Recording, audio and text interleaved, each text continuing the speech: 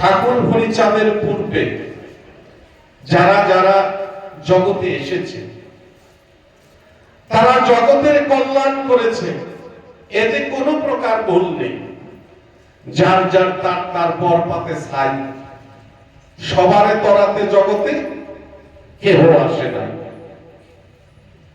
রামচন্দ্রের রক্ষা করে যত খাত্রগণে, বৈশ্যকিল উদ্ধারিল কৃষ্ণ যদু ধরে। তাই না? মধুকৈট অসুর বধ করি বিষ্ণু জনার্দন, অশান্ত জগাই মাধাই, তাদের উদ্ধার করল মহাপ্রভু।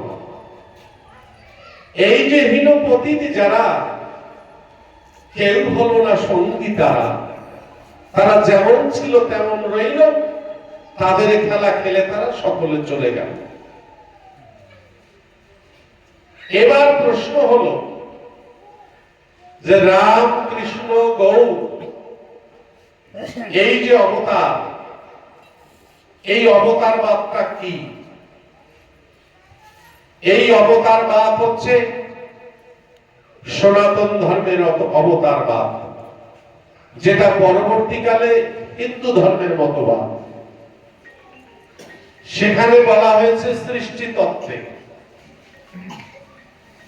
সেখানে অবতার হিসাবে কে এসেছে আমি একেবারে পরিষ্কার করে বলে দিচ্ছি।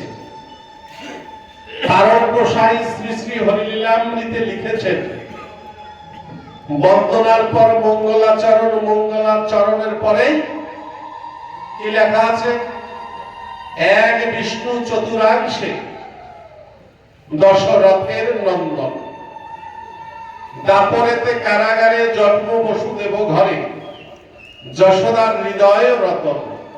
এইভাবে লেখা আছে না? আচ্ছা, ওইখানে কি বলতে চেয়েছে তারককর্তা? যে যুগে যুগে যারা অবতার হয়েছে এরা প্রত্যেকে বিষ্ণুর অংশ অবতার। যিনি বিষ্ণু ভগবান, এরা সকলে সেই অবতার।